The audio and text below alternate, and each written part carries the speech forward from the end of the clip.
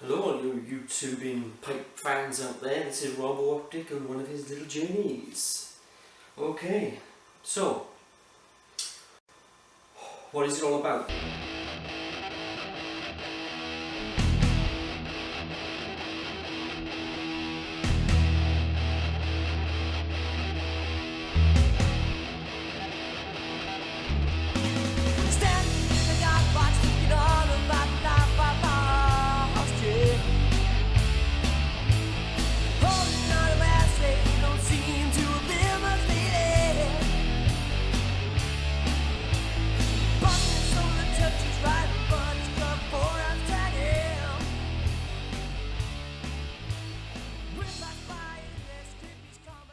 Well, I want to just kind of restart things and try to change things up a little bit and try to show a little bit of what I do. It's not just about pipe smoking, there's other little hobbies that we have that bind together to make us pipe smokers, and other things that we sometimes do together. People often talk about drink, does tea go with this or coffee go with this, and so, but there's also other things that we might do, like reading. So anyway, what I'm going to smoke today, I've got my Wells Super. I hope that's going to come out because sometimes the autofocus doesn't work too good there. It's a nice little small pipe. I use that mostly for tobaccos which I haven't got a great deal of. I keep them as like special tobaccos. I'm not one usually for aromatics, but recently I fancied a little bit, being summer, so I went for American Black Cherry by Kendall, which I picked up off the shelf. I gotta say, it's amazing. You've got the cherries, you've got the vanilla. It's quite lush. I hate to use that word, but it's quite luscious in what is going on here. So, yeah, well, I've got my tea, which is chai. I drink a great deal of tea. I gave up coffee perhaps 2 or 3 months ago. I don't drink any coffee anymore. On a new health regime that I've got because I was diagnosed with blood pressure. So the doctors have advised it's not high enough to give me any medication. They want to avoid giving me medication. So they said keep working out and live a kind of healthy lifestyle, shall we say. Well, I'm not perfect, so I'm not going to live a perfectly healthy lifestyle, but I do a lot of exercise now. I don't smoke cigarettes. I don't inhale pipe tobaccos just for the taste, as a lot of us are. So anyway, without further ado, what I'm going to do is to pack the pipe first of all. I've got my little tray. This was a camping plate I picked up in Tesco's for a couple of pence during the off seasons, which was particularly good. Here's my Wells, and here's my pouch. Now, I've got to be honest, I've only got this here for a mess. I think these pouches are designed as a brilliant way of filling your pipe, because what I tend to do, I will put this in the pouch and use my finger like this, drawing in tobacco, and very, very, very gently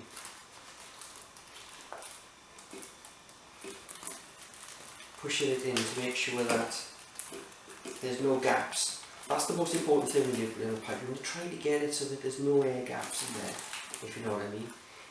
You need first of all to make sure that tobacco, especially that first bit, that tobacco is actually touching the bottom of the pipe.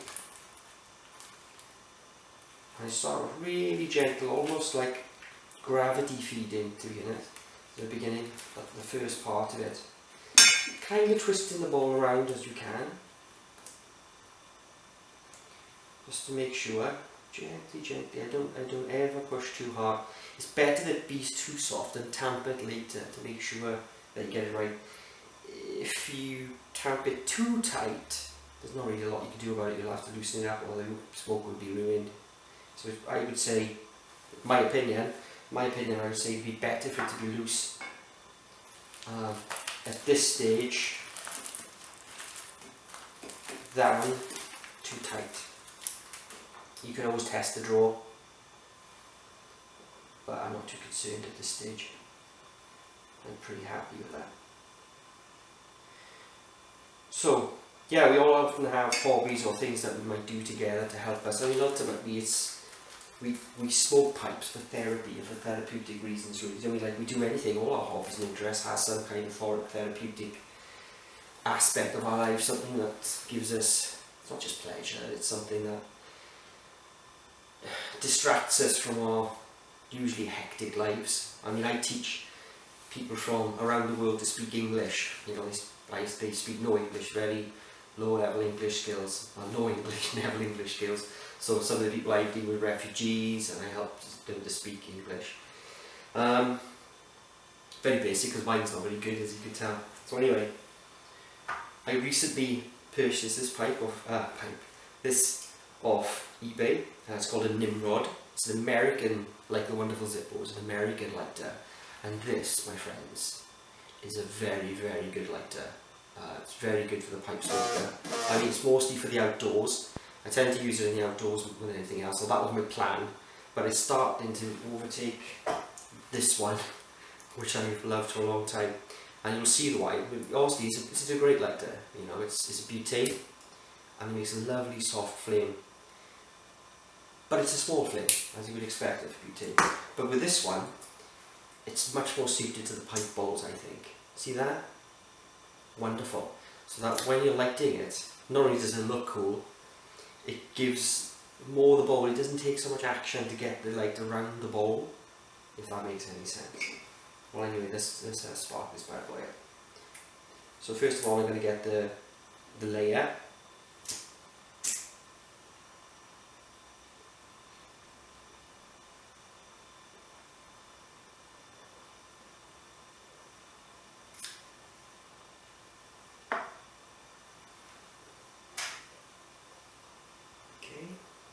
Get that there. The key thing is for all you beginners out there, when it comes down to do that, you want to really try not to blow out at that stage. When you're trying to get this layer, when you're trying to get that carbon layer, the carbon layer holds that tobacco in and it creates almost like an oven effect, so the heat is under much more control, it's not loose.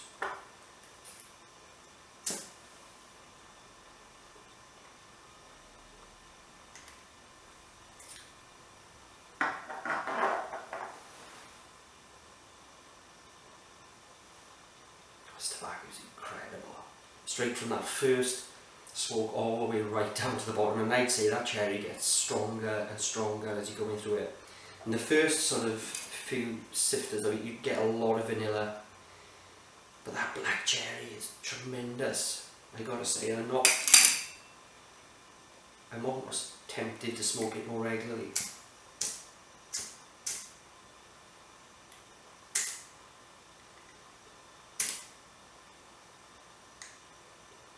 I think I've run out of petrol. Okay, good opportunity to show you this then. So, if you give me a minute.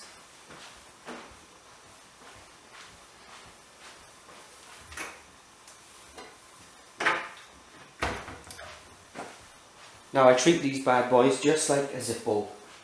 I use Zippo flints. You swear I've had this for years. I've had it since like Tuesday this week. So I use Zippo fluid, and I've got the Zippo flint which I put in there this week. Some people store the flints at the bottom. I know the smoking daggers where Jay's sort of stoops are inside here. So you've got your Zippo fluid and you fill inside there, exactly the same as a Zippo for all you guys out there. It doesn't, you wouldn't be able to fill as much perhaps as you would in a Zippo. There doesn't seem to be as much cotton as you would expect in there. The crucial bit now is to leave it for a minute. What I noticed was if I burn that too soon, I can get the taste of petrol into the... It's only for a split second, it's not something that ruins your smoke forever. But you might get some of those hints of... Some people like it, I guess, the flavour of the petrol. So we just wait a couple and just take a sip of this lovely chai tea. I think tea is fantastic for flavour and for taste buds, and sometimes enhances things that you're smoking. Chai is like a spicy tea. Yum. let's have a look. See if that's better.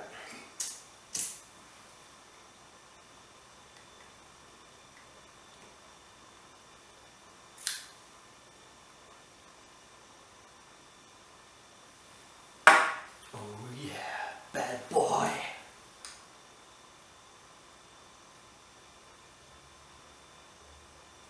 Yeah, I'm on camera now. Bastard. Right, let's try again.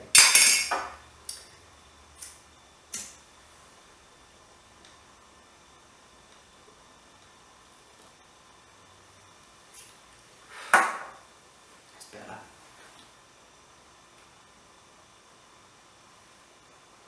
Talking and smoking is not my forte. I'm a typical man. I can do one thing at a time.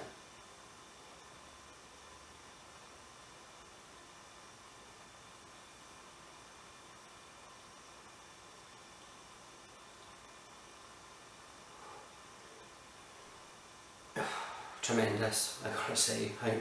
Maybe it's because I'm not used to cherry. I'm used to normal, straightforward tobaccos, blended tobaccos. I'm not.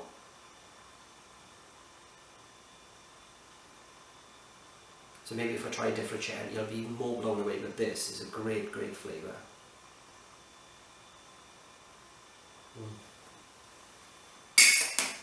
Anyway, so let's have a look. So when you're enjoying a pipe sometimes, what I've got here is a selection of poems by William Wordsworth.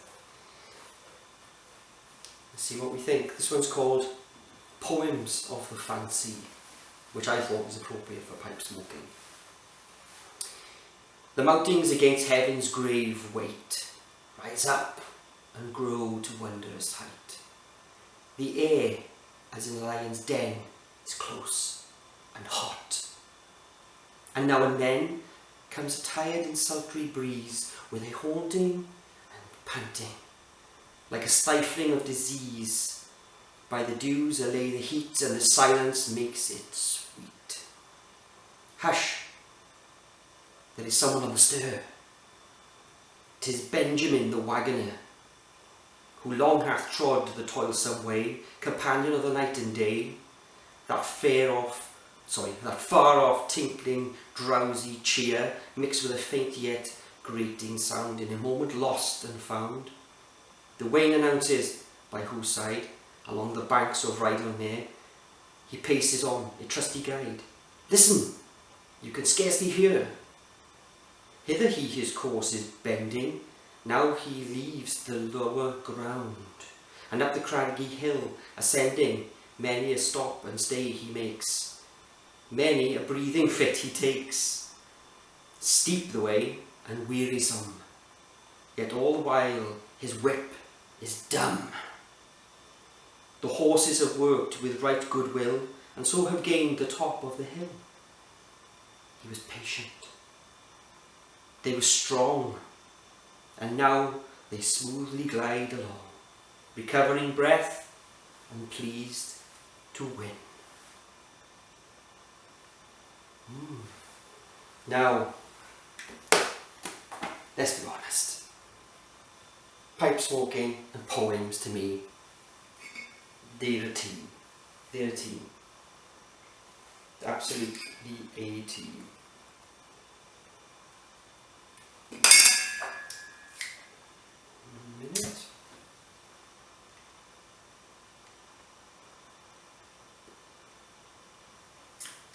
I managed to get this pipe second hand, and it's a lovely little bowl. Gives you a good 30, 35, 40 minutes smoke, depending on how heavy you smoke.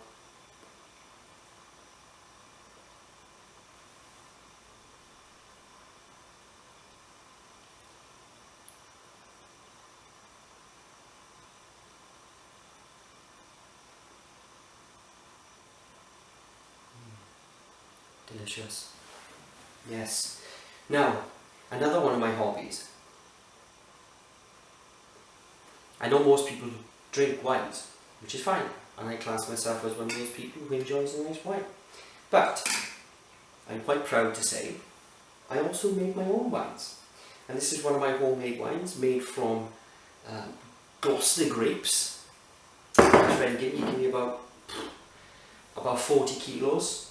And 2 years ago I made 92 bottles along with my fantastic girlfriend. We double teamed it, and it took us a long time to make the wine. We're very proud of it. And let's have a look here. Let me show you this. Fingers crossed, it's going to look quite good. Look at the clarity on this. This is homemade. Okay.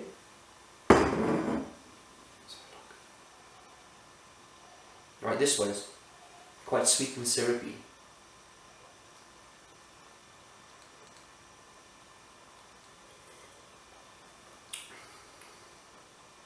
Oh yeah.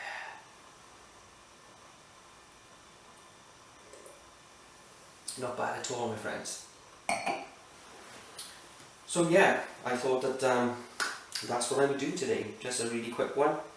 Smoke a little pipe, talk a little bit about some of the things I enjoy doing in my little abode here in Aberdeen, in sunny Wales, which isn't actually very sunny at the moment because we have like periods as usual of sun and rain, and the weather is never really that stable.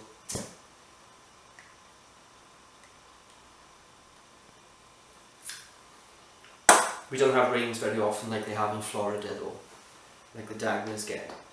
We certainly don't get it as cold as Matches might get it in the winter. Sometimes we do, but not for the last 3 years.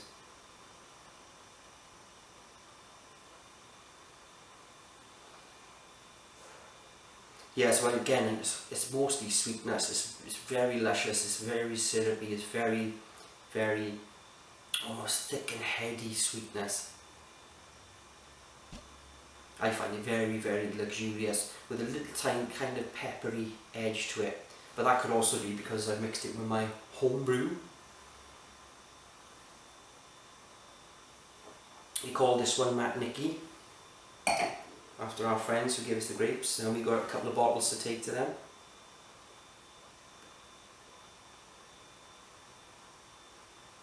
I don't know what the strength is and everything on it. I know if I drank two I'd probably be very, very drunk.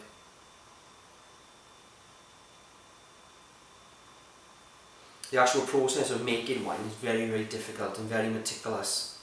Hygiene is obviously one of the highest things that you've got to be careful of. And the modern way of making wines is in essence to take away the natural yeast that's in the atmosphere, so that we get complete control of it, and not only that, it makes a stronger wine.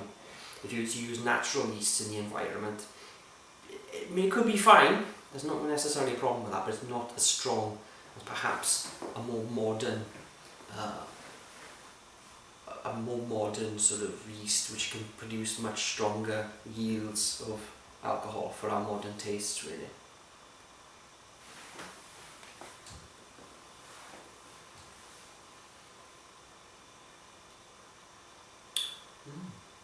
Well, that's it then. So I shall catch you again shortly.